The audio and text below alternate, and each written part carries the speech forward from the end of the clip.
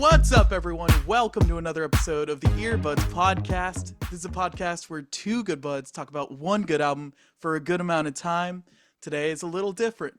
We decided we're bringing back guests in 2024. Finally. And I am very proud to announce the first guest we've brought back this year is a man I've known a good amount of my life. Who's always fair been majority. there for me. Yeah. Most It's of my it, dad. Yeah. Hello. Hey, Papa Happy to be Hanrahan. Yep. Danny, super happy to be psyched with to you have you guys. on the show, man. So This excited. This was Lucas's idea, and I was,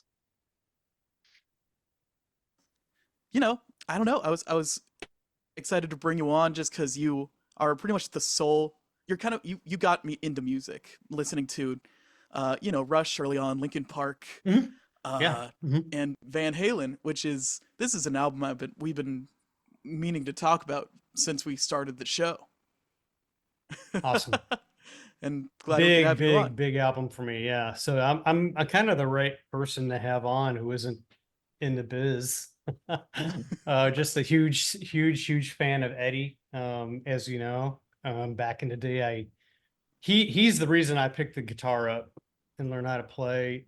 And because of this album, the other band was the Eagles, which is an interesting kind of range. Yeah. But I can go into that story later. But yeah, this is a huge album for me. And, I was just listening to it the last couple of days just to refamiliarize myself with the songs. And man, it still holds up. It's still rocking.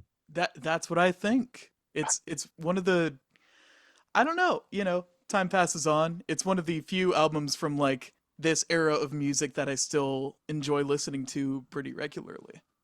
Yeah, a song pops on the radio every now and then, you hear it, but of course, we all have our streaming sources these days, so can listen to as much of it as we want. And when I was doing that, I was really interested in what songs really spoke to me again, and what songs really stood out from the memories I have of first listening to this just game changer, I'm going to call it, because Yeah. and I'll just go ahead and dive in real quick just to set it up a little bit in Please do. context of this album.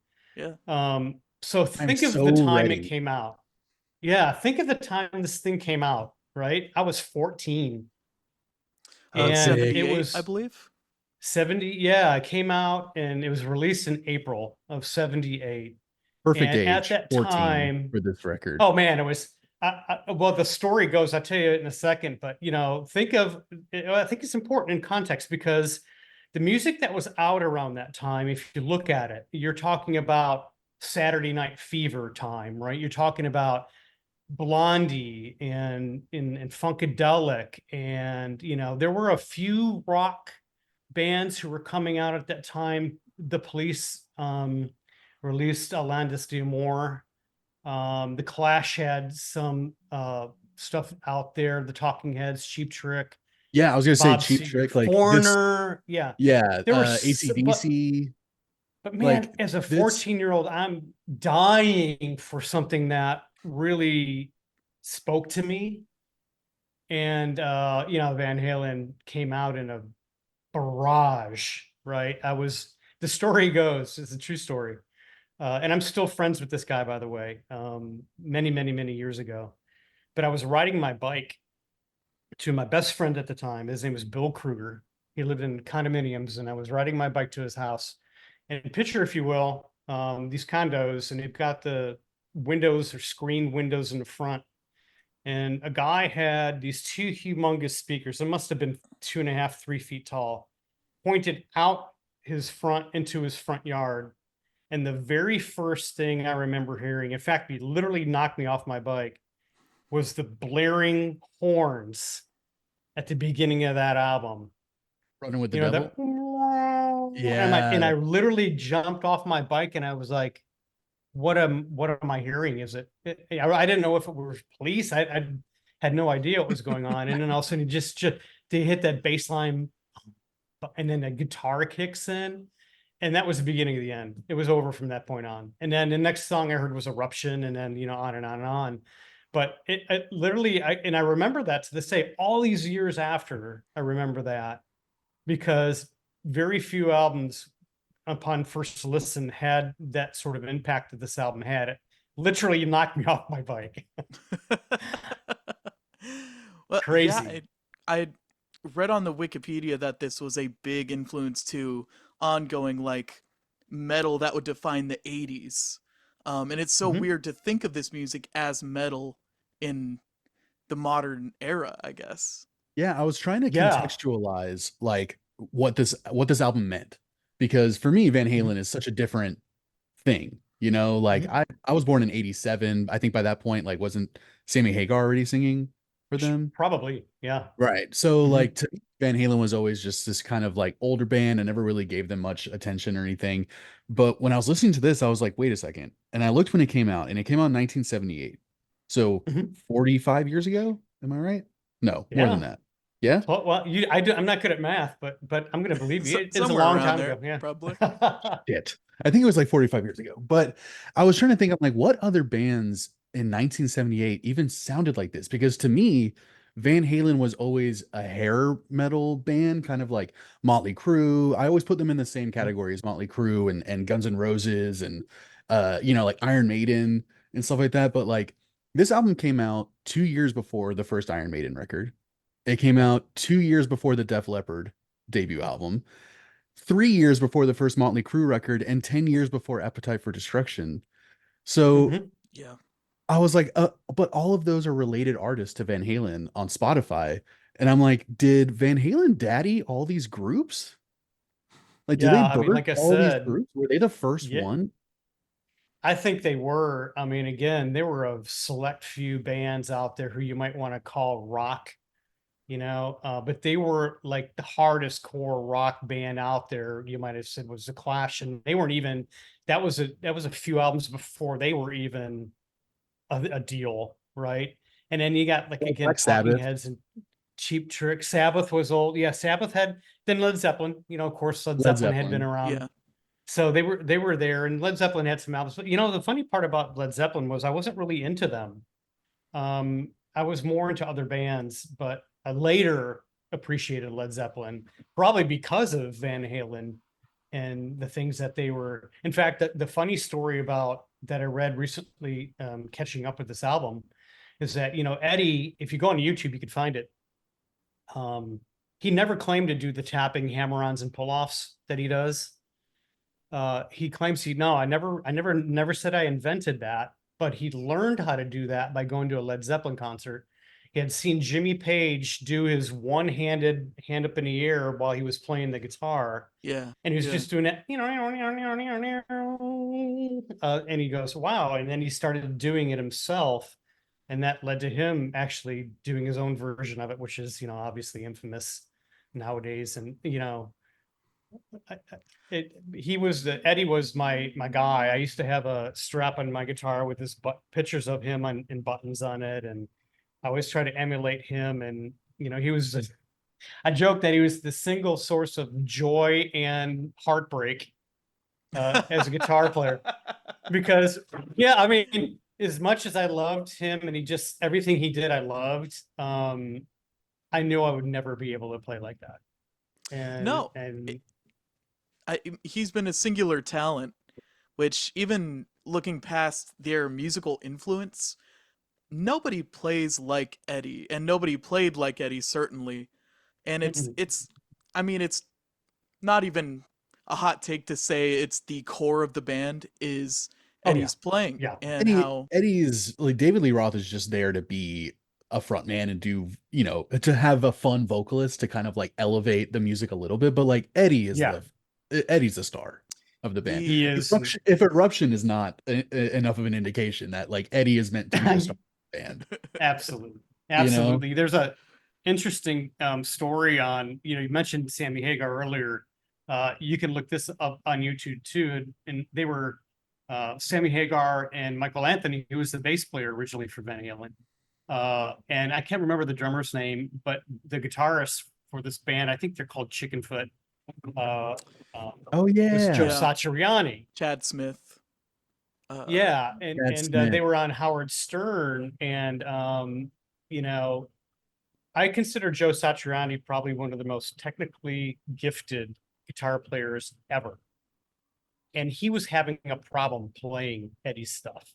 So when a guy like that, like they asked him, they said, what Howard Stern asked Mike Sammy Hagar, what is the most crazy out there song that Eddie ever played? And he said, the beginning of Main Streets. I know this was on Van Halen's debut album, but he said, Joe, can you try to play that? And as good as Joe Satriani is, he just couldn't play it like Eddie played it. Really, Joe Satriani is such a great direct comparison to someone like Eddie Van Halen because it's like Van Halen, Joe Satriani, and Steve Vai. I feel like are all kind of in the same uh like prodigy type Mhm. category, but yeah. I think the Yeah. huge difference, like I've never been into Steve Vai or Joe Satriani, even though like as a guitarist, also I'm like, Mhm. holy shit, you guys are amazing. But Mhm. there was, I think the difference between those two guys and Van Halen is that like Eddie has all the technical chops, but he adds like like a swing and a groove to everything that Oh he's yeah. doing that does not feel like robotic how Steve No. Vai or Satriani can sound. So I'm just like, you listen to Van Halen, he's more talented than those guys, arguably, not just like Mhm. from a technical standpoint, but also he can write a catchy ass song and play this like blistering solos, these like technical classical guitar solos on an electric distorted guitar. And Yeah. it's like it's you can accept it. And I Yeah. feel like that's what I'm wondering, like back then in 78, like okay, allow me to go off on a little tangent just let me go off on a tangent Please. real quick. Yeah. Okay. So like we already talked about like Rush, AC/DC, Cheap Trick, Mhm. all that stuff. I'm just like listening to this album, immediately I thought, okay, so Van Halen was the first hair metal band, kind of, right? Like the first party rock hair metal band. Mhm. I almost feel bad calling them hair metal because it seems like reductive, but it's like they're always I get considered. it. I get it. It's Yeah. like, yeah, I get what you're saying. But like, and all those bands, Guns N' Roses, Motley Crue, I consider them their contemporaries. But like, and I thought they all kind of came out around the same time. But knowing that this came out so much earlier, it makes me feel like is Van Halen a way bigger deal than I ever gave them credit for, really? Because to me, they were always kind of this like goofy, fun rock band. But I'm like, wait a second, they kind of changed like rock music in the face of, and like they made it popular again from Mhm. like party rock or something. So like I feel like the biggest as a guitarist, I know the biggest impact from Van Halen is Eddie. Just like his guitar playing and his techniques and how much he completely changed the game. It's like I played Eruption, the first 20 seconds of Eruption, like 100 times at Guitar Center. Like I was that kid. And I was so proud of being able to just do like 10 seconds of the hammer on pull off thing. Mhm. But I was always kind of like you, I mean, and You Really Got Me was one of the first like two or three songs I learned on guitar. And but I was always Yeah. kind of dismissive of Van Halen. And I always saw David Lee Roth as kind of like a goober, goofy guy. Never really took him that seriously. I always hated his voice. The music Yep. videos were always just like four white dudes just like having fun and smiling a lot. And I never really like got Sure. that vibe either. But Mhm. after getting into this, I was like, was Van Halen, I was wondering, was Van Halen a game changer when they came out? And like you have Mhm. solidified that, like you have answered that question for me already. And then like looking at Wikipedia, they're credited with like restoring rock music to the forefront of the music scene or whatever. But I think Mhm. this guy from All Music, I pulled this from Wikipedia, but his name's Stephen Earlwine. I feel like he Mhm. said able to like say what I was thinking, and he described this album as like monumental and seismic. I don't know if you mentioned we're talking Mhm. about the Van Halen record. Ash, did you even Oh mention that? no, I forgot to say that we're talking about Van Halen's debut record, Van Halen, Yeah. Okay. self-titled. So the Steven says that this album, yes, is monumental and seismic, but it's not usually viewed as like this huge generational shift as much as maybe the first Led Zeppelin record or the first Ramones album or something. Mhm. But he did say that the amazing thing about this record is that it sounds like it has no fathers, and I Yeah. like that was such a great way to put it. And it's like Yeah. it's so original. It doesn't seem to belong. It doesn't sound like anything that came before it, No. but Mm-mm. it sounds like nothing else. And Yeah. despite so many like decades of people copying this sound, and it's just that's why I was just like, I feel like Van Halen like fathered It was a it whole was new genre of raw. music. Yeah, Yeah. I mean, again, from my vantage point, being an old dude, um, what other songs were out at that time? The Car is Just What I Needed, Beast of Burden by the Rolling Stones, Mhm. The Who had Who Are You? Rock, yes, but this seemed to say, um, forget you guys. This is how it's going to happen from here on out. And it was just a shot of adrenaline, and it made so many, not just me, but it made so many of my friends stand up and take notice and go, I want to learn how to play guitar now. I Yeah. mean, we had 5 or 6 of us that just picked it up because of this album. And I never pretended that I was ever going to play what he played, but I was so I guess there are a lot of firsts for me with getting back to Eddie a little bit, because he is the soul of the band, in my opinion. I agree with you on that. I think David Lee Roth was at the right place at the right time. I think Michael Anthony's underrated. I do. I think his brother's a good drummer, but I I think was giving Eddie, Michael Anthony a hard time last week to Ash. I was like, man, easiest job in the world, running with the devil on the bass.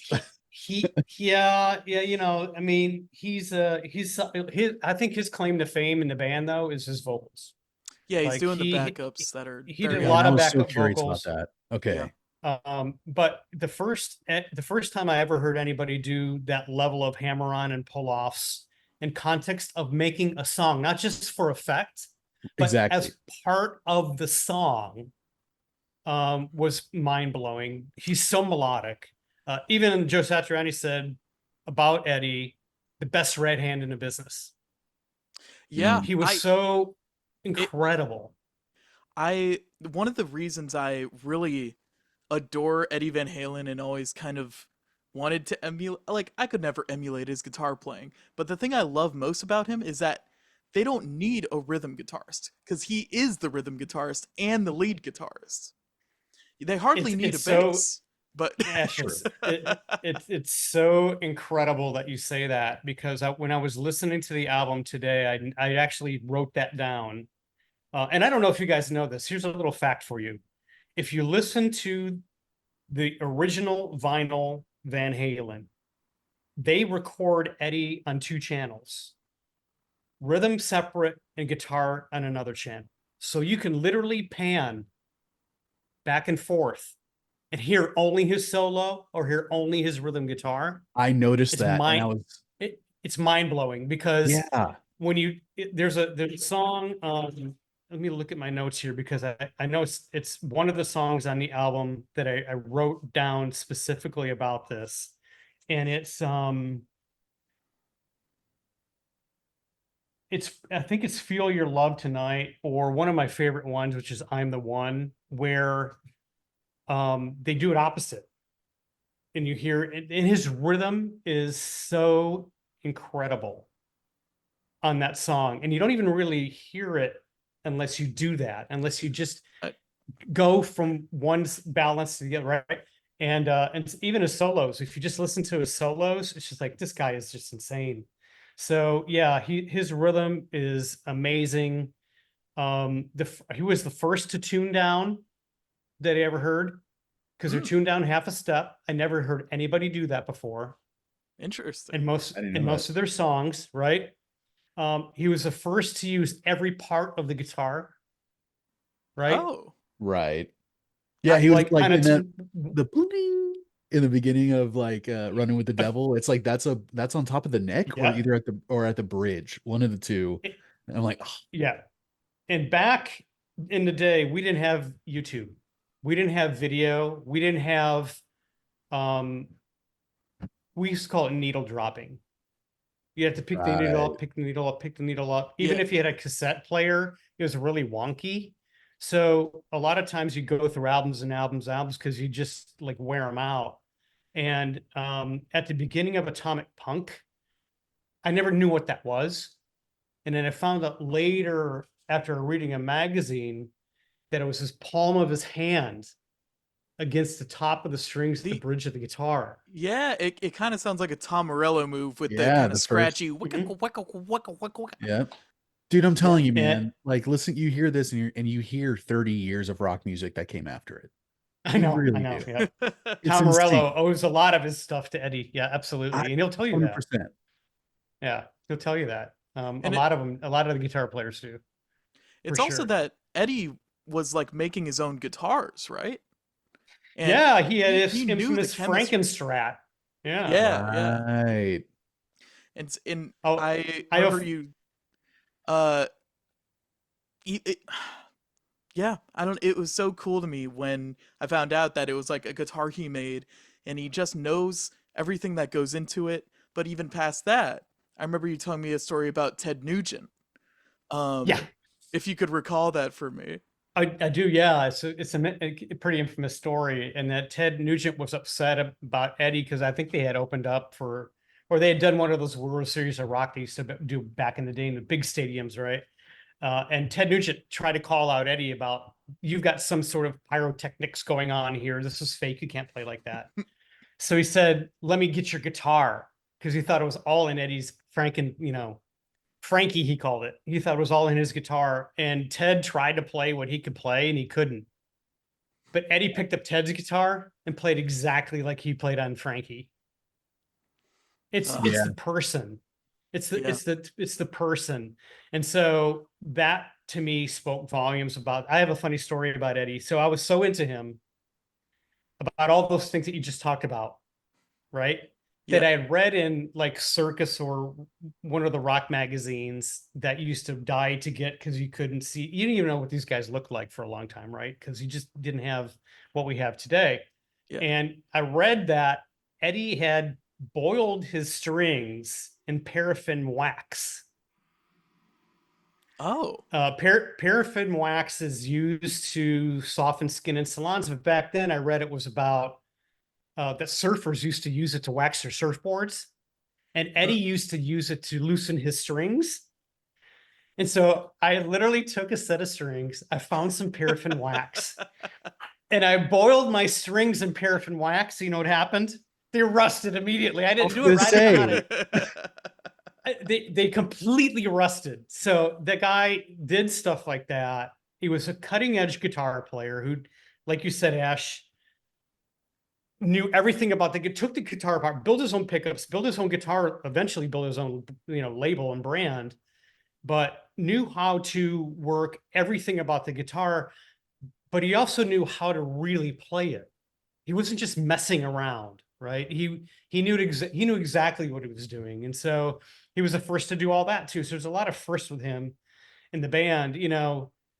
I can just say this about the band. They followed Eddie's lead and they were a tight enough band. Obviously we don't know the backstory that they were playing on a Hollywood strip for a long time. In fact, Van Halen, the debut album, only took 3 weeks to record Yeah, because they had that been blew my mind. they had been playing these Yeah. songs live on a Hollywood strip for years. In fact, Ted Templeman, who's the producer of Van Halen, wasn't even going to have, or Eddie didn't want to have Eruption on the album. And Ted said, "No, you've got to have this on the album," because he knew how big that part of the stage show was for people. I bet. And so Eddie had been playing that for a long time. That's why the recording of that album went so swiftly, is because I think it cost him $50,000 to make. It's incredible. And I didn't know that they worked with Gene Simmons before that. They like recorded like a 3-song demo with him or something. Yeah, there's a couple of stories that sort of conflict on Gene Simmons's part in all this. He had seen them live, and then he told them after Kiss had a tour. So he said, after Kiss had a tour, I'm going to come back and I'm going to introduce you to this record producer that I know. I didn't know if that was ever confirmed that he did it, but some stories would tell you that he did, and it eventually led to Ted Templeman, and eventually led to the recording of Van Halen. And I think you will rest is history. I don't know how long it took to make a huge impact, but I know that it went to like number 15 or 13 Rolling Stone ranks it in their top 500 albums of all time. Yeah. It's just everything about it is, again, I was just listening to it and I'm still blown away. But it's not even just Eddie and the guitar playing. It's little things like how he works all those elements into a song. Like we talked about Atomic Punk. We talked about like I was listening to another song on the album called I'm the One, and it's probably my second favorite. I have to rank them. I'd say that Atomic Punk was my first because it's such a freaking cool song. Yeah. It's my least favorite And song on the record. well, How that's could Yeah. okay. you? What are you I'm talking sorry. about? I'm sorry. We could have completely opposites of songs we rank, but the totality of the album obviously is pretty Oh clear. yeah.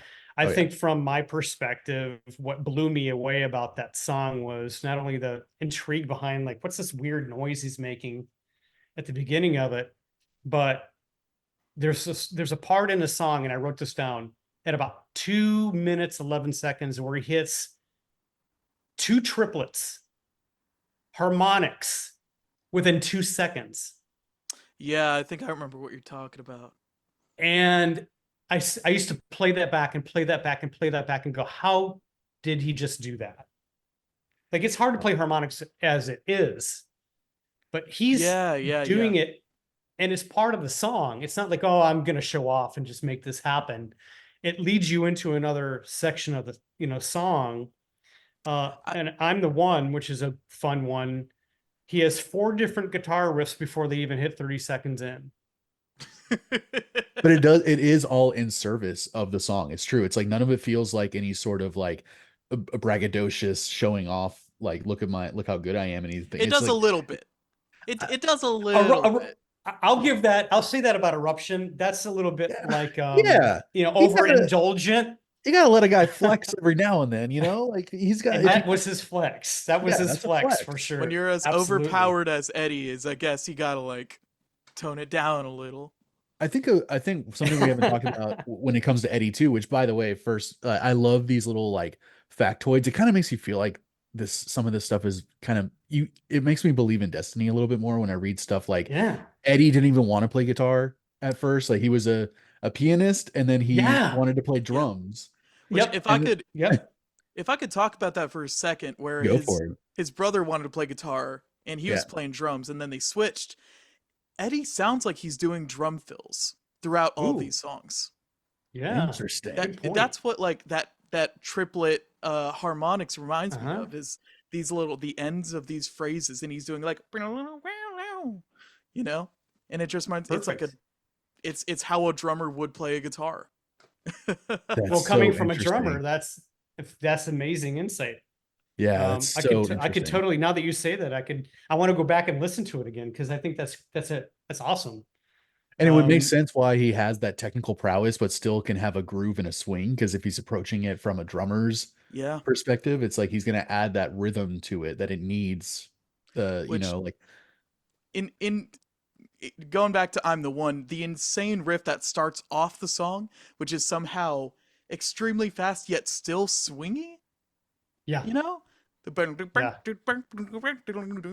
And he's somehow doing like a shuffle on his Mhm. picking hand, and it just It kind sounds of like reminds me, yeah, it kind of reminds me a little bit of like Stevie Ray Vaughan vibe, where he's got that same sort of thing that he does. And Stevie's steeped in, blues guitar as a background, but um, that swingy bluesy sort of element to Eddie's playing is definitely there if you really listen to it. yeah. So yeah, yeah, for sure. absolutely. Yeah, I feel like what really stood out to me next to just, him and his amazing guitar playing, what really stood out to me was his tone. That I feel like it was very different from a lot of guitar Mm. tones Yeah, in well, this era. And I read this, I don't believe it because I couldn't even carry Eddie's E string, but what I do know about guitar kind of makes me think that maybe this isn't true, but he was quoted as saying he never used a distortion pedal. Oh, well, because get off it. I know. There's I'm no like, way. in the There's stories I no read, well, here's what way. they just had what to they turn said up their was amps. They just he had Come on, he they was blew out their introduced speakers. to two different heads. A 57 or 5150 got its name from one of his the amp heads, and he had two that he would, and I don't know the nuances around Brett or Ash. You'd probably know more about this than I do, about how it's set up to make those sound go back and forth to what it sound like it was distorted. Now, again, I can't claim that I know that for a fact, but that's what I heard and read. So I'm like, well, that's pretty crazy. That's crazy. Um, Another thing that I think we shouldn't really miss out on as far as a band, because we talked about Eddie a lot, but Yeah, there are harmonies in this album that nobody was doing back. You know, No one. that is my next favorite thing about this record are the harmonies. I'm like, that is Mhm. the next thing that I kind of glob onto. I love all the harmonies. I wish more rock bands still did that. Like it's always cool. It but always works for me. it feels very reminiscent of like a 60s doo-wop group or something, They right? Yeah, have elements of that. one of like nice. Mhm. I was thinking one of these songs, it's like You're it probably made me thinking think of the Beach Boys at one point. Feel Your It's Love called Tonight. it's I'm the One, or Feel Your Love Tonight at the end where they got the acapella part. Yeah. Yeah. But there's a bridge in I'm the One, I think, where they do the acapella. Yeah, they do the doo-wop-a, doo-a-doo-wop, wop-a. That's right. Yeah, yeah. And so they were obviously influenced by stuff like that. Nobody was doing that. No, nobody was doing that back then, and that was just So another cool. thing about the band that I thought, wow, whoa, that's really different. You can call up any one of the other great bands back then that were emerging. Nobody was doing crazy stuff like that. Just splitting into a middle of a song and doing a cappella, and then and then Yeah, bam into the ending. yeah. And that, like you, Ash, you said at the end of "Feel Your Love Tonight," I can't wait. Feel your love tonight. I Done. can't wait. Yeah, Yeah, tonight, Come on. like a Broadway show, like yeah, and I really hope they weren't auto tuning or doing any sort of like, I don't think they fixing up had or that. anything. No, they've auto tune's been around for a long time, but I don't think it's one of those things. It's like you hear like I was really into Avenged Sevenfold when their City of Mhm. Evil album came out, and one of the things that they bragged about because Avenged Sevenfold definitely adopted this from Van Halen. Like listening to this, I was like, oh, Mhm. okay, that's where they got it from. And I was a huge fan of Avenged Sevenfold, but one of the things, like kind of one of their uh pat on the backs for themselves on City of Evil was that all of their harmonies were like actually recorded, like there was no auto tune or any sort of like post production done on any of the harmonies, and it makes it impressive. Like it's something to brag about. Mhm. So you hear it on an album like this, and it's just like they are so. It's like four-part harmonies or something. Like I Yeah. don't know how many people are singing. It's just it stood out to me so much. And I'm like, Mhm. wow, I haven't heard this in rock music in a long time. And I was trying to think of like AC/DC wasn't doing this, Rush wasn't doing this. Like I couldn't think Mhm. of anyone else except like you guys mentioned, like doo-wop and I thought Beach Boys. I'm just like, this sounds like a barbershop quartet at times. Yeah. Yeah.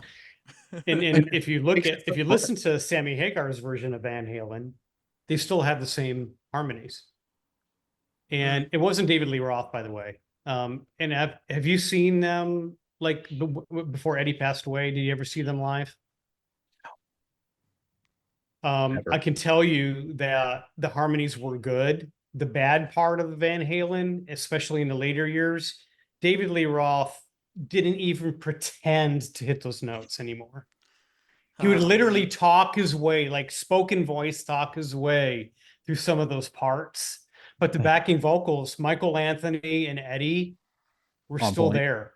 Yeah, they were Yeah. still there. And again, that's why I'll give Michael a little bit of a pass. He's not Geddy Lee, he's not John Entwistle, he's not, the great bass players out there, but he was a good backing vocalist. He was solid on bass. And I'll give him that. So I used to, like you, I used to kind of go, oh, who's this guy? Lucky But to be and there. then Kind of thing. yeah. And then I heard other people talk about him, that are in the business saying, no, wait a minute, it's And I just tried like the giving him his argument. flowers. I tried giving him his flowers when I was listening to it. I was like, I didn't know that he was kind of like he was the head of kind of like creating Mhm. those harmonies for them and everything. I didn't even know that. So I have even more respect Yeah. for him now. But before I was thinking, I was like, well, he's very in the pocket. He might be playing Mhm. super simple stuff, but man, him and that bass drum are just Mhm. in sync. Yeah. It's like it made me Mhm. think. It's not even on this record, but it made me think of Hot for Teacher, that intro, that Oh yeah, Yeah. and I'm yeah, just like, that's just like that's how you know the rhythm section is just so like yeah. they're so on point. They're so like cosmically connected. And here's about that song. And again, we're talking about the debut album, but I always wondered if that was like a real, like a double tracked, or here's what I heard about that too. In addition to that drum part going, Eddie is hitting his strings. See, that's what I wouldn't have been surprised whenever Ash mentioned that Eddie kind of Yeah. it like kind of sounds like he approaches it from a drummer's perspective. Immediately I thought of Hot for Teacher. I was like, oh yeah, that intro. Yeah. It's like he's adding an extra little tom hit, like In another first that you mentioned Hot for Teacher as a video, and another first that I'll bring up that's actually legit because I've seen him play live and I've seen him play on different, TV and things, YouTube and all that. He was the first guy who could play like he played with a smile on his face. Like he would walk around, he made it look so easy. Like that solo in Uh, Hot for Teachers where he's walking across the desk. yeah, yeah. That's how he plays. That's not just Ay, fake. ay, ay. just like pure bliss. He's just like ha, ha, ha, ha. Just like I'm Joy, amazing. pure joy of Yeah, the pure joy. guitar. Yeah. Unfortunately, he had some struggles with addiction and things like that that kind of made some, I've heard stories about him completely destroying concerts, but between on either side of that, just the a guy, and I never understood how he could do it. Like, how can you? I had to look at my hands, Yeah, no, and he's just usually like, Yeah. guitar players do have to look at their hands when they're playing things like that. I would be But playing a simple 3 chord progression and be looking at my hands the whole time. he just does it. He just And knows where he's going so when this with all album, of it. yeah, Mhm. I mean, it's just it is so obviously, and I think his brother is the drummer, right? Mhm. yeah, So and Alex. more than serviceable for sure, like no, great I drummer. he's got great chops the whole time. Yeah, great Mhm. drummer. Like I said, the rhythm section of this band is pretty hard to Pretty tight. argue against. Yeah, you can't Mhm. really break them apart at all. But it's like whenever so this album came out, you heard it, it freaking drop kicked you off your bike, and then how has this album just been present in your life ever since? Like, was there ever in your opinion, did they only get better from here, or is this just a perfect album? Um, I think if you're going to look at what they typically call a desert island classic, like you can take an album on a, there's only a handful you could take with you and listen to forever. This would definitely be in my list of that. I think there really isn't, aside from, I'm going to say this, and I apologize if this is your favorite song on the album, but it was a remake of an old blues song done by a guy named John Brim way back in the 50s, and that's Ice Cream Man. I'm not a huge Yeah, fan of it. I think it's because it's such a David Lee Roth thing, Yeah, it's that I'm yeah, not he's really having fun. drawn. It's kind of he gimmicky. he plays the acoustic Um, at the in the beginning. Oh, he's playing? does he really? Yeah. Yeah, I only just learned that. I Um, actually Um, really like that song. But you but can if you're tell ranking them, it's 9 out of 10, right? Yeah, I mean, it's right. And it right. And I feel like it's so rare when we talk about like, yeah, that's my least favorite song on the album, and then you can still say, but it's still a great song. yeah, Like, and so yeah. as yeah. so throughout Van Halen's discography through two in Mhm, 1985 mhm, and the next era of Van Halen, do you think they've mhm. been able to maintain their like influence? Do you think they dropped out at a certain point? Do you Were think you this ever is blown away again by anything they did? Yes. Okay. I was absolutely. And here's the thing: when you listen to, um, well, I should say this first. I'll set it up by saying, is there a complete album like their debut? No. okay? But All Their right. next record did there, not have only had one hit really. yeah, Dance the Night but Away, I think was like the biggest hit on Van Halen too. Yeah, but when you hear like some of the songs that Eddie's done on albums that are not Van Halen's debut album, uh, they're just as amazing. There are songs that he's done, even with like Mean Streets is a good example. We talked about that earlier. Um, that is a crazy, crazy, crazy good song.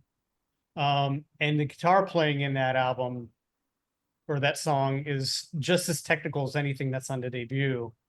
Panama, Hot for Teacher, Hmm. House of Pain. That House of Pain on that it's 1984 album is just as good. And Wow.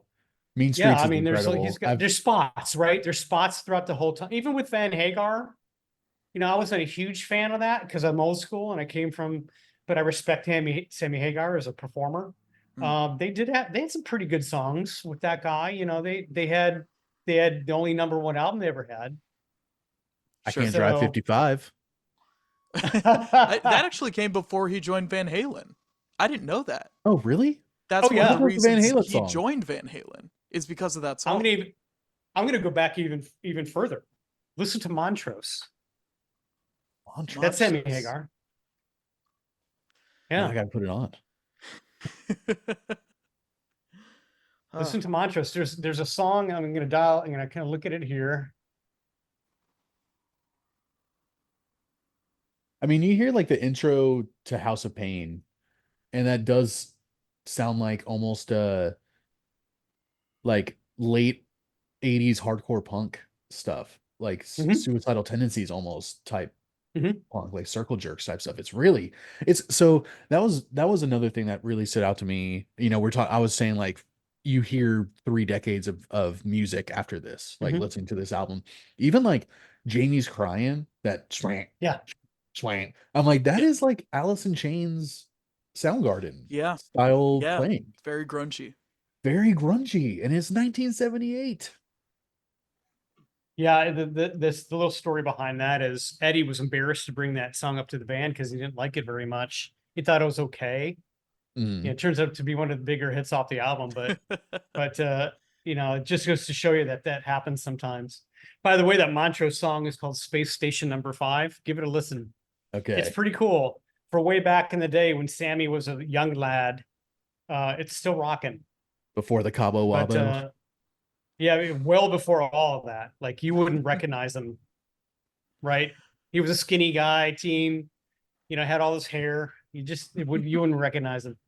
But so yeah, he goes back really, really far. He's been around for a long, long time. But yeah, I mean, with Van Halen, cool thing about and this is I'm going to talk about this because of my age, but again, before YouTube, before MTV, before video, before any visual aspect aside from getting, Parade magazine or Rolling Stone, was you waited for these albums to come out, and the cover of that album is super cool Oh, of Van Halen's debut, right? I mean, yeah, sure. It's a Yes. classic. Like all the band members are on. They all got their quadrants in the corners. that swipe of his like the flame coming from his guitar, the time lapse photography, Yeah, right. and even like it was just enough to be like I can see a guy, but just not enough to go, what am I looking at? Like these guys look pretty freaking cool. Yeah, Um, and I think they're all taken when they were performing live at Whiskey Go Go. yeah, So it's like cool. it's their Well, live yeah, photos makes of them sense. just performing. Yeah. Yeah. And yeah, it's super iconic. That logo is super iconic. Van Halen's just guitar is super iconic. The stripes and I always think of the red with the white stripes. Yep. Like that is just Mhm. like his like no one like you it's weird to see. So I'm a guitarist, but I don't really care that much about guitars. Like I'm not big into like gear. I'm not a gearhead or anything. But Sure. that is just the most that that is the most recognizable guitar to me. If I could pick it out in a lineup. The second one would be Zach Wild's like black and white Oh yeah, viral. yeah. So that's the only other one I feel like I could pick out of the lineup. Everything else is just kind of That like anonymous, you know? that and I think Prince's guitar. The Oh, for sure. that guitar. And For a couple of Oh sure. others, yeah. but yeah, I'm sure. I think I don't know the story, but I'm sure he painted that Well, guitar by himself or the guitars by himself with the tape and spray, probably a spray can. Back then didn't have a hmm. lot of technical And ability it to was do it, 80s but before the 80s. It was like that became yeah, the 80s aesthetic. Like they were so ahead of the curve. What did Ash like? You grew up with this album, I guess, right? Like with your dad playing it all the time. Yeah, Like, yeah. I mean, I've been did you listening. like it right away, or was it something that had to grow on you? Like, were you It's dismissive of it, like I was when I was a kid? again, it's really a blessing that we got you on, Dad, because Mhm, there's often times when we listen to albums that we weren't around for that we kind of miss out on the context and the importance. mhm. When I was listening to this album, I thought, wow, this is crazy. This is great stuff. But like people like, I don't know, I'd heard people like Zach Wild and like Metallica, and I've heard shredding before. And it's Sure, just yeah, like to think that this is the origin, you don't really appreciate that when you're, like 6 years old in the early 2000s. Yeah, your dad is driving you to soccer practice, like jamming the "You Really Got Me" or something. And you're just like, It was like, yeah, yep, just another absolutely, like 80s rock band, just like yeah, all the others, but all the others were the people copying this album. 1000%. And yeah. I've never There's And realized that. and I would so love many. Mhm, if we could transition to mhm. our next segment of the show. Keep talking about the album. I do want to talk about the vocalist a little bit, but I think we'll Yeah. do that Mhm, through the next portions, which is the ratings that we mhm. gave the album from 0 to 10. Decimals are allowed and encouraged. As many decimal points as you want. And Sure. I've abused that privilege many times. Well, why don't you go ahead and start? Because I'm intrigued to hear what you would rank as your top on the album. You know mine, but I'll go over that later. Yeah, well, I mean, I think this album is great. It still holds up, which is not Mhm, very common for albums from this decade for me. The late 70s. Um, Eddie's guitar work is still amazing. The rhythm section is holding it down. I personally very much love the vocals on this album. yeah. Not just the backups, but also the lead. I love Mhm. the iconic, like, high pitched kind of squeal he can do. The, Yeah. like Dude, kind of thing. I love incredible. that. Yeah, it's funny, but it's great. And the Yeah. songwriting's great and catchy and rocking. Mhm. And so that's gonna leave me to give this album. I think I'm gonna give this album an 8.5. That's fair. Dang. That's That's that's fair. great. I think uh I never would have listened to this record had we not done it for this show. Never been a Van Halen fan. Never really cared. Always was dismissive of them. Um, and never really got it, And then listening to this, I'm like, I have I have a much better understanding of like how iconic and why these guys are this And iconic, like how iconic this album is, and hopefully, what. Sorry, hopefully throughout this episode, like kind of getting the perspective. it was the reason why I wanted to have you on, Danny, was because the first time Mhm. I listened to it, I was like, wait a second, I had no idea what I was getting into. I mean, Yeah. the first out of the first four songs on this record, the first three are arguably some of the biggest rock songs of the last like 40 years. It's Hmm. insane. So when I listened to it once, immediately I texted Ash and I was like, dude, we have to have your dad on. I'm like, I need to understand because I was like, I have all of these feelings. Like I have all of these gut feelings. And I'm like, this had to have been such a huge thing when this came out, and I'm like, and it had to have been so surprising to so many people and completely like caught people off guard. I'm like, I needed to know your perspective, and it's been like so awesome hearing your history and like the origin of this album to Hmm. you because you're all you did was validate like everything that I was thinking going into this. Like after hearing it multiple times, I'm like, I went into this not a Van Halen fan, and I'm a Hmm. Van Halen fan now. Like this album is incredible and it's so fun. I feel like it's the first party rock record to really, and I Totally. feel Yeah. like it's just being able to I love going back to like the origin of something. It's like when I reread Lord of the Rings recently, and I was like, oh, Mhm. all fantasy is just Lord of the Rings. And I was like, oh, all rock that came out after this album for like 15 years was just Van Halen. Everyone was just trying to do what they were doing. And it's Mhm. so cool to like dig that up. And now I'm like, I'm gonna listen to Van Halen too. I'm gonna go all through their stuff until Sammy Hagar, and I might give the Sammy Hagar stuff a chance. I haven't decided yet. But Mhm. No this was pressure. this was just so cool to Mhm. go back to like the source. And Mhm.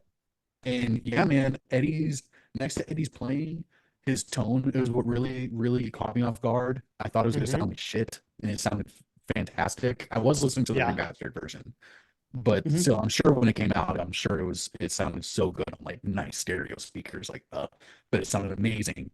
And Yeah. yeah, I ended up like really enjoying this album. When Ash brought it up, I was like, well, I'm gonna dunk on this thing for like Mhm. 45 minutes straight. I did not think I was gonna like this at all. And then after like waterboarding myself with it, which we have to do a little bit for this show, listening to it 4, 5, 6 times, I was like, wait a Mhm. second. Sure. There's a like Van Halen has now, I have a whole newfound respect for them after listening to this album, and especially after hearing all of your background with it and understanding like Mhm. what it really meant to the culture when it came out. And it's really, really impressive. So Seminal. I thought this was gonna Yeah. be like I thought I was gonna give this like 5 stars just because Eddie's so good. I was like, ah, whatever, Eddie Van Halen, everyone loves him. Yeah, sure. This is Mhm. gonna be like a solid. Would you give it an 8.5, An Ash? 8.5 from me. I'm Yep. giving it an 8.5. Wow. Oh Yeah, my god. Nice. All Wow. right. What a difference. this isn't my cup of tea I'm at glad we all. won you Like, over. yeah, no, Mhm. this album is just But you can respect it, exactly. and here's, Ash knows this, but the albums, the artists, the songs that I'm drawn to are ones where you go back years later and you still hear something different. Yeah. That's intriguing to me. And believe it or not, there are parts in this album that I go back and go, I didn't hear that before. Or, even some of their, if you want to explore their catalog, what I did is I just kind of hopped around a little bit. And there are songs that, like when I was on YouTube, somebody would bring up a song, a guitar player would say, hey, this is really crazy how he does this. And then I'll listen to that song and go, I didn't even know they did that. So Right. they're one of those bands. He's one of those players, and this first album it set the tone for it, where you go back and you listen to it, and I think that's why it's such a iconic, like the longevity's there because it's got stuff in it that you just like if you wanted just to listen to the bass or the drummer, or you wanted just to listen to the little nuanced screams that David Lee Roth does, or you want to listen to turn that balance over and just listen to the rhythm guitar. There's always stuff going on there that I think is really super deep. Now, I'm gonna make I'm gonna grade this probably higher because of what it meant Sure. to me as a Fortune who literally didn't even know what a guitar was to picking one up and buying one and taking guitar lessons and trying to learn music, not just Van Halen, but Eddie Van Halen was the reason. He and again the Eagles. I had acoustic guitar and I love their songs. Much simpler to play them, but Maybe um, a little bit. 4 or 5 chords and the truth, right? But um, I'm gonna give this probably I'm gonna say a 9.25. And the only reason why Okay. I'm not going to give it a 10 for me is because I'm not a big fan of Ice Cream Man. I never have been, even when it first came out. I respect it. I understand it. It's like you really got me. It's a cover, no problem. Um, I do think over the years, to me, there were a few songs that were overplayed, which Certainly. which again, Not in wrong about addition that. to yeah, in addition to being drawn into music that I can hear new things whenever I listen to it, I'm usually drawn into music that would qualify as a B-side over a hit. Like if you ask me what my favorite Rush song was, it's not Tom Sawyer, it's not Limelight. It's Yeah. a song that 99% of the people have never heard of Closer to the heart. because you keep hearing it, hearing Yeah, it, closer to hearing the it, heart. hearing it, hearing it, or closer to the heart. No. You keep hearing it, hearing it, hearing it. So you really got me. Ain't Talk About Love, Running with the Devil, which if you look at Spotify, those are three of their top 5 songs. Yeah. Yeah. Are not my favorites on the album. Again, I gravitate toward I'm the One, Atomic Punk, On Fire, Eruption. Those are the ones that and again, Eruption is one of those songs you hear a lot. You kind of do, but you kind of don't. Like if you're on YouTube at all and you look at guitar players, you see some 12-year-old who's ripping it. Yeah, sure. Right? Fuck, Lucas pointing to himself. That was definitely me, man. Yeah. So 13, not even a Van Halen fan, but I'm playing that at Guitar Center every time, baby. but yeah, I mean, it's to me, it was a super important album at a super important time around this sort of atmosphere that just wasn't doing it for me. And it gave me, I guess, Yeah. the bottom line is it gave me hope, right? That I can latch on to a genre now. Like this is my thing, Yeah. and then I Yeah. started to learn about things like Old Blue Oyster Cult and Led Zeppelin's first 2 albums and things that I wasn't really exposed to because of this album. People would point out to me, "Oh, you like Van Halen? You gotta listen to AC/DC, man." Yeah. And I'm Yeah, like, for sure. sure. all right. And so it just opened this whole world for me of music that has just become a love for me over the So years. it wouldn't be dramatic to say that like maybe this album kind of helped you find your identity a little bit with music. Yeah, and for a lot of other reasons too. Like, you have your groups of people that you hang around with, right? And, I wasn't a cool kid. I wasn't a jock necessarily. I wasn't, burnout. I was one of these guys who was in this sort of in between nebulous gray area. And music like this started to pull people in to the circle I had. And then later on, not this album because I was only 14, but 2 or 3 years later, AC/DC, Back in Black. Like, you couldn't go to a high school party without listening to. You couldn't hear the album would play every time you walked into a party, and so that to me, this set the stage for all of that. Yeah. It just did, Yeah. and It made it more yeah. accessible for people who weren't metalheads or rock heads or anything like that. It's like this was a more universal packaging of like really good rock music. I kind of feel like I'm a little bit like a calm sort of Jack Black who was just like, yes. But I'm not like as crazy as he is. I'm much calmer, I guess. But this music sort of has that inside of me, like, yes, Yeah. and every time I hear music like this, it could be a number of different bands. And it doesn't even have to be like screaming distortion, driving, bombardment of 16th notes and chirping guitar solos or anything like that. It could be something like Brett's turned me on to, like Brett Light's Social Hour, just something that's or bands like I'm into the Pineapple Thief lately or Death Cab or those bands have something else to them. Again, there's this sort of thought behind what they do that started here, right? Mhm. This has Yeah. been sort of like the seed Yeah. that made it happen. So And that's so Yep. exciting too when you find a new band or new genre that opens you up to a whole new world of things to Mhm. discover. Because then it's like that really is it's like I feel like I have found my identity like 6 different times in my life.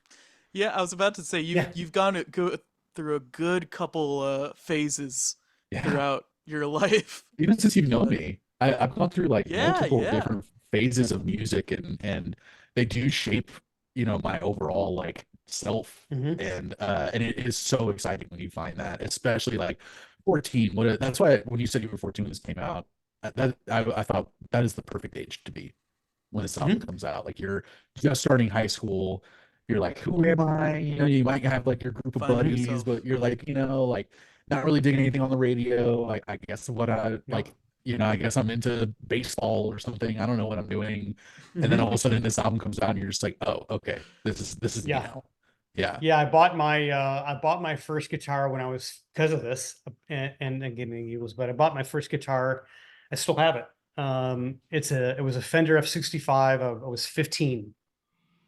So Nice. this is the reason I did that. Yeah. I used to be okay, and I'm not trying to be modest. I'm being realistic. I used to be okay. Like I could play songs on the guitar, and I used to be all right. I'm not very good at it because I don't play anymore, but it still brought me, as a kid growing up in high school, this group of friends and an experience with those group of friends.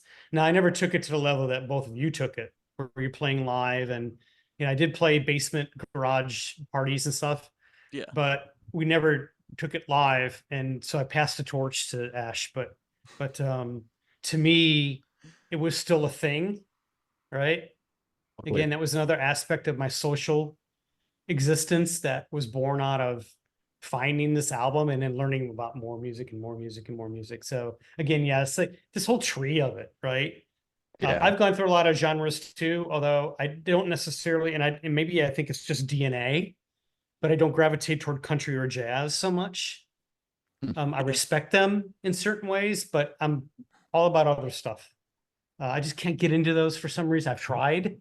There are a few bands that I do like, but they still have to have. I think it's because they still have to have that hook. That pull me back in, Yeah, yeah. right? Sure. Yeah, for sure. Yeah, my dad had a similar experience where you hearing Van Halen made you want to pick up guitar. For my dad, it was Santana. When he heard, Ooh, yeah, Yeah. yeah, he heard Oye Como Va the totally. Makes first time, sense. and he was like, I want to be Carlos Santana. And then he said he played guitar for 2 weeks and gave up because he got frustrated. And and then when I picked up guitar in sixth That's grade, like me now. yeah, that's me now too. When I picked up the guitar in sixth grade, he was so psyched because he was like, "Oh, I'm so," because I stuck with it for a long time, and he was so supportive of it because he was like, "I never really did it. I always wanted to try and play music," and like you came to, I remember you going to Mortalis shows, and I'm sure you've been to many, like Yeah. plenty of burn band shows and everything. And it's like Oh I yeah. love Mhm. seeing that, that support, and it sounds like it was similar to like me and my dad's relationship where Mhm. it's just like, oh, he never played a show, or he never, he didn't do as much with guitar as you did. But when I started doing it, he was like, yes, like let me live a little bit vicariously Totally. through you. And like, Absolutely. yeah, I used to like Yeah. he would see me on stage and be like, he's like that looks like so much fun, and I love It's that. even better. It's even better because when I was playing and I knew what it took, it was frustrating in a lot of ways for me because my mind knew what to do, my hands couldn't do it. But that's cool. I still had the experience. It's like I don't, and I still kind of mess around every now and then on it. And it's funny because as little as I had experience playing it, I could still pick it up and play it. Right. I mean, so Right? it's never gonna go away. Like if I wanted to entertain myself, that's okay. Yeah. Yeah, It's just it is weirdly like riding it a bike. kind of, yeah, it's interesting Yeah, how sometimes you pick it up and you're like, oh, I hate myself. And then other times you pick it up like, that's not so bad, yeah, you okay. know? And that little tiny, it's like golf. Like if you can go out and play 18, hit 100 shots and suck, but that one shot keeps you coming back. Sort Yeah. of like that. It's like, oh, okay, well, I'm not a complete waste of time, but no, it's living vicariously through your kids is been in a lot of ways for me so much better. So much better, you Yeah, know. well, yeah, you put in a lot of effort there, but in a totally different way. Yeah, yeah, I mean for probably the first 6 years I was playing music, either my mom or dad would drive me to every show. We would pack the drums in and go to burn van shows, go to Kick Butt Coffee, go to Red Oh Eye yeah. Fly. Bless you guys. It was like when I had a ska band in high school, and my parents came to a lot of my shows, and I'm just like, God bless you. I can't even imagine. My mom did the same thing. She drove me to all of my guitar lessons. It was just Yeah. kind of, yeah. I Oh, actually I played flute for a couple years, and in the school band, I played flute, and you had to get a certain amount of hours of practice every week or whatever. I never did it at home because I don't remember doing homework ever in my entire scholastic career, which is not a good thing. But I definitely didn't want to practice flute when I was, I'd want to play Grand Theft Auto. So my mom would go with me to the rehearsal rooms at our middle school at like 6 a.m. so I could rehearse for like an hour and a half before Oh man. school, like 2, 3 days a wow. week. So yeah, Mhm. it's those things, man. It's like those like people remember that stuff, you know? Yeah. But the payoff is that all of those trips and all of that sitting in the room with Ash and Dave learning how to play is you hear bump, bump, bump. And before you know it, you're at Come and Take It Live and people are screaming down at the drummer. I mean, that's the payoff, right? And it's nice to see the hard work. Let's just face it, it's not easy to do what y'all do when you're live, Mortalis Yeah. or otherwise, right? I mean, you guys got to practice. It's not like you just get up there and go, oh, let's go ahead and it's not a free form jazz festival. Let's go ahead. We need to practice. And these songs are intricate, they're long. And that wasn't lost on me. And I think it's because of the fact that I did, for a brief shining moment, do that. And the music that I listen to is sophisticated.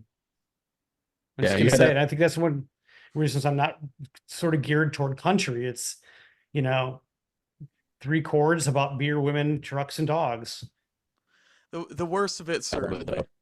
The party country is kind of hard to get into.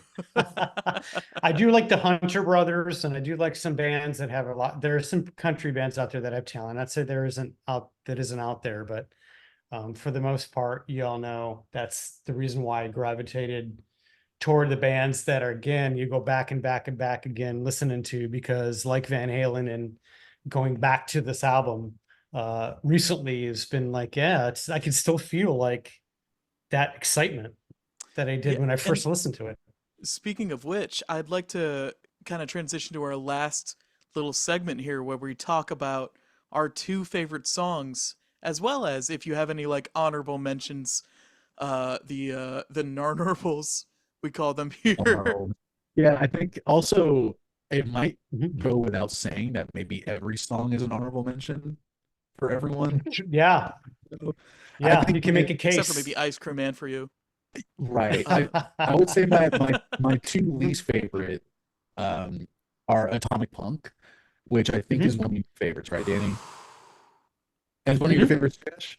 I yeah, I, I'll go ahead and say it's one of my favorites. It's one of Dang. my narnugs. I just I'll get my gripes out of the way, and you guys can tell me why you love it so much.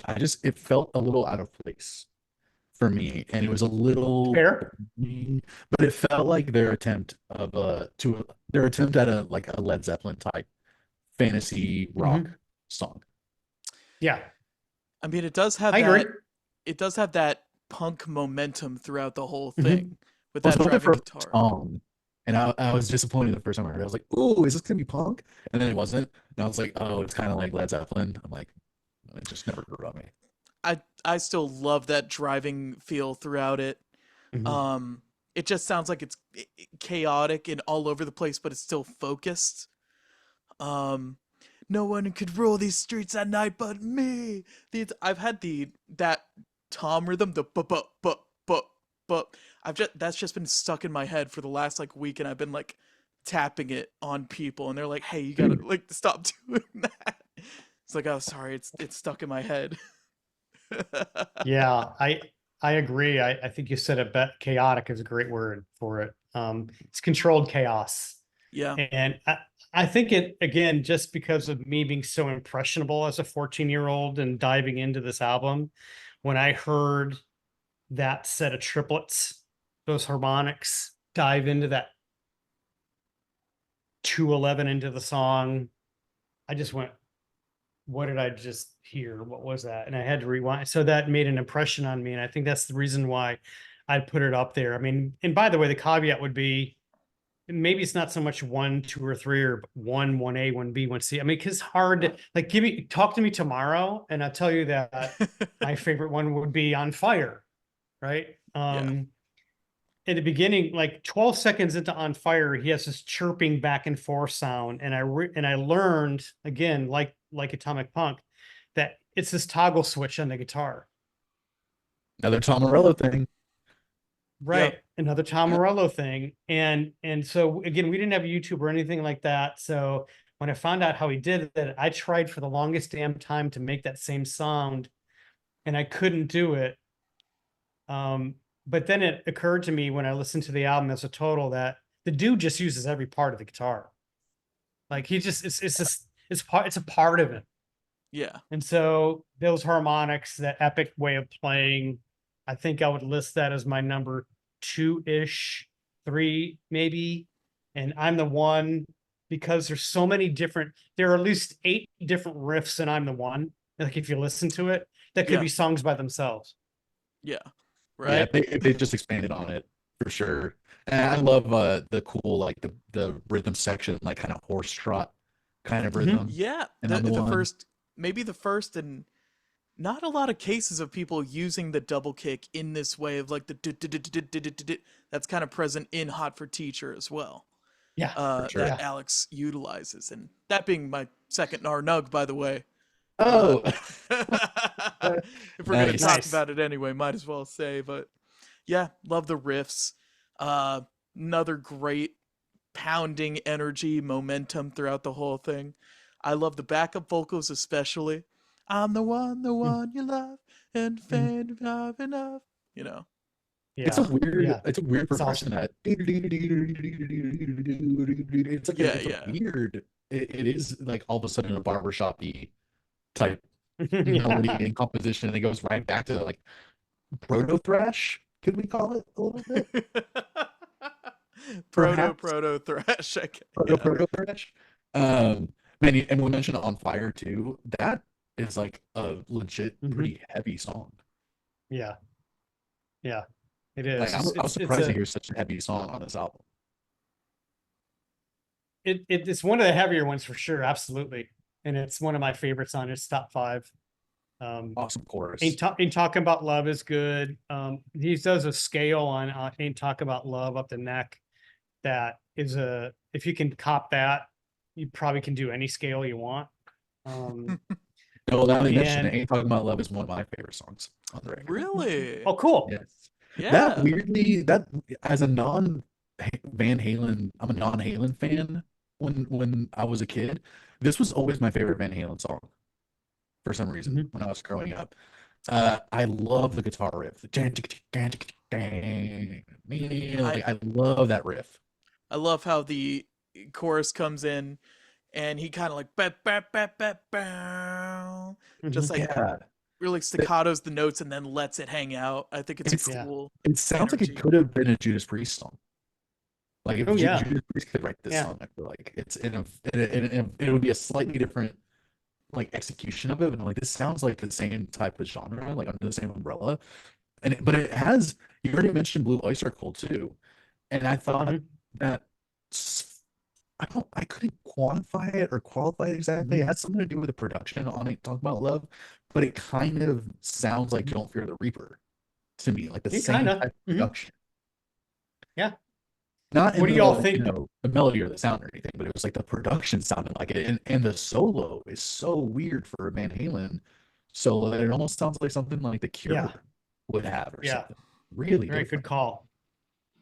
Well, we talked about a little bit the acapella at the end of Feel Your Love Tonight, but what I love about that song is that crunchy sound at the beginning, those meaty chords, which I always loved, you know. Yeah. Bow, bow, bow, bow, bow, bow, da, da, Yeah, you know, yeah. and It's that like love that the and main Jamie's riff. crying. Yeah, Yeah. yeah. Yeah, James It's Crying like legit sounds like I'm the man in the box.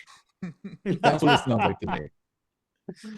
And I was like, holy shit, these guys sound awesome. Somebody asked me one time, a girl, I think a long time ago, it was a girl I was dating, was like, why do you like playing the guitar? I'm like, okay, have you ever held an electric guitar, stand in front of a loud amp, and hit an E chord? Obviously not. It will change your world. That so that it feel your love tonight, that crunchy, heavy, deep tone. You could feel it. You could feel the guitar vibrate. Yeah. That's my second That's favorite what I song on like. the record. Yeah. Oh, okay. Let's Yeah. talk about that a little Oh, bit. I think it's just such a fun song about desperately wanting to have sex with a girl from your neighborhood. right. It's such a fun song. The line "better use it before it gets old" is so crazy. I have it song. It's amazing, but it also it's super fun. And it's just like a super fun, catchy song. It's like definition of Yeah. party rock to me. Oh, yeah. And Mhm. I think the similarities with "Feel Your Love Tonight" and "Dance the Night Away," Mhm. which is my favorite Van Halen song. This one sounds so similar to "Dance the Night Away" that I'm like, I just put them both. Like they're Yeah. both now my favorite Van Halen songs. Nice. Yeah, and actually the I first kind time I of heard "Dance the Night Away" was a ska cover of "Dance the Night Away." Oh. And I was like, this song is awesome. Who is that's this? interesting. Yeah, because it didn't sound like any of their other songs. And I was like, who is this? What is this? And I looked it up. I'm like, oh, this is a Van Halen song originally. Like, new favorite. Very cool. Yeah. Well, all right. I think that's about it.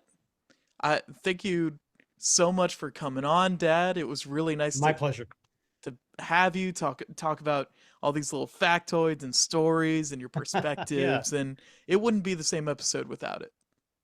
Well, thanks. I totally was stoked when you asked me. I'm like, I listened to your podcast. I think it's a lot of fun. You guys obviously know a lot about music, so I thought, well, if I could add a little flavor from at least my perspective of being somebody who was around at that age when it came out, and how important it was, not just to me, but to the crowd I grew up around, the people who are my age at that time, and how throughout the years, have I bet if I called my buddies up that I went to high school with and asked them if they still listen to this album, 100% of them would say yes. It's Mm, the age of time, the test of time. yeah. Good albums do that. You keep going back and listening to it. And, we could probably spend another hour and a half talking about how many people the thing has influenced. So, Yeah. um, tons of fun, man. Tons of fun. I never get tired of talking about this kind of stuff because it's good. It's just good. Yes. Yeah, it's easy to talk about good music. It's Yeah. some of our shorter episodes are the albums that we hated, and they're like 35 minutes long. We're like, whatever, we got through it. But I totally agree with Ash. Like, so glad that you joined us, Danny, and you absolutely made this episode. And it was so cool hearing your stories and your history with this album and the I impact it made on you. And it's like, it's you have created a new Van Halen fan. So Nice. Go. You have to listen to a few of their other songs that are deeper cuts. I mean, of like, because there's some really fantastic stuff they've done out there, especially Eddie's work. And even, there are a few Van Hagar songs out there that I think are worth it. B-side stuff, not the main stuff really so much, but like Eddie, when you're that talented, it's hard to hide it. yeah, So yeah. for sure. It's yeah. hard to be like mediocre or simple, I think, especially when Yeah, people who are just like he trying to make never mailed it in, no, right? Never. Yeah. no. I think this is definitely next time I drink, I'm putting on a And Van Halen record for sure. Do it. Yeah, and I gotta and say, man, I like, think I oh, Ash. Well, I I was was just no, no. no. You go ahead and let me go first. Just Okay? shut up real quick. I was gonna Oh, say something. okay. All right. Um, Yeah, all right. Okay. I wanted to say that another really cool reason having you on, Danny, was because I mean we've been doing this show for 3 years almost at this point, I think, and you have come up so many times in shows and episodes where it's like you clearly like you raised Ash right. Like there's so much music that you exposed her to, and music that she still like carries with herself to this day, and like these things come up. as we record these episodes. So it's like cool to like dive into like y'all's, like family history too, and just kind of Sure. get some more insight into like who Ash is from talking with you. This is the longest I've ever talked to you. So it was a Yeah, pleasure. I know. Usually you guys are gigging out and doing busy Yeah. busy work, but just I'm amazed at Ash's just knowledge and vast, it's funny to say that you learn from your kid what good music is, and I have. It's not the other way around. And it's just what, like 21 Pilots, I could name, that. I mentioned a few others before. I got an album, a playlist that I listen to all the time, that has your music on it, and it's just so, especially like your podcast, like anybody who's just listening to earbuds right now, listen to the past episodes, because you're going to learn about music, and that's what it's all about. If I dialed up the playlist that you had, I'm looking at Strong Drunk Hands, Brainstorm, Black Snow, Favorite Worst Nightmare. Yeah. I mean, Yeah. just all these bands, Lush, Superchunk, Mr. T, Experience, Pendulum.